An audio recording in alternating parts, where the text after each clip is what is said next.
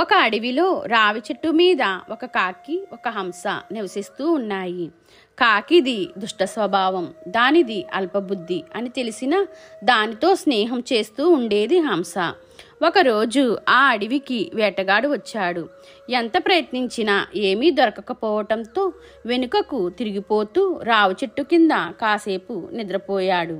అలసిపోయి ఉండటంతో వేటగాడికి వెంటనే నిద్ర పట్టింది. వేసవి కాలం అవటం వల్ల వేటగాడికి బాగా చెమట పట్టింది. మంచి స్వభావం కలిగిన హంస కొమ్మ మీద నిలబడి అతడికి తన రెక్కలతో విసరసాగింది. ఇంతలో అల్పబుద్ధి గల కాకి వచ్చి హంస చేస్తున్న పరోపకారం చూసి నవ్వింది.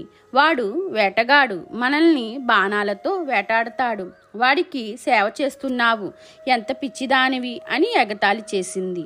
అంతటితో ఆగకుండా ఆ కాకి నిద్రపోతున్న వేటగాడిపై రెట్టవేసి తల మీద తన్ని ఎగిరిపోయింది. దాంతో వేటగాడికి నిద్రభంగం కలిగింది. ఒంటి మీద ఉన్న రెట్ట చూశాడు, కోపం వచ్చింది. వెంటనే పైకి చూశాడు. అక్కడ హంస తప్ప మరెవ్వరూ లేరు.